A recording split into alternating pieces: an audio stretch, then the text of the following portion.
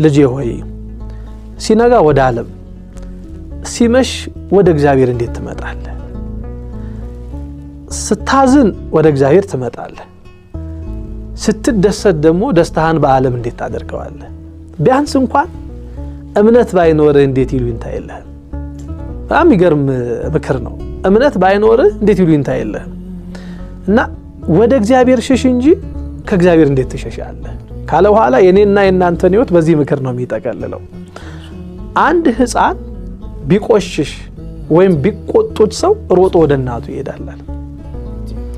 እኔና አንተም ለእግዚአብሔር እንዲህ ያለ ህፃን ብንቆሽሽ እናት ወደ ሆነች ወደ ቤተክርስቲያን እንምጣ። በኃጢአታችን ምክንያት ብናጎነብስ ወደ እሷ እንምጣ። እሷ በንስሐ ሳሙና አጥባ እኔና አንተን አቅንታ እውነተኛ ልጇ ታደርገናለች ይላል።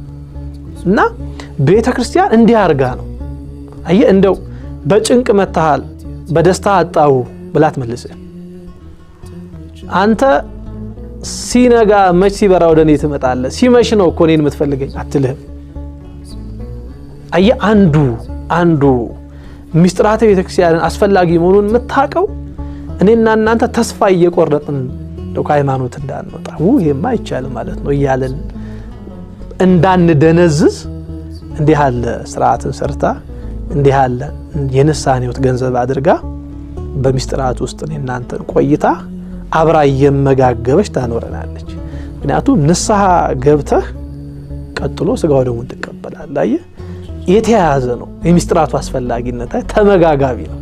ለዚህ አስፈላጊነቱ ከዚህ በመነሳት እኛ ወደ ህይወት እንድንመጣና ድነት አግኝተን ከእግዚአብሔር ጋር ጸጋችን እየጠበቀን እንድንኖር አስፈላጊ በመሆኑ ነው።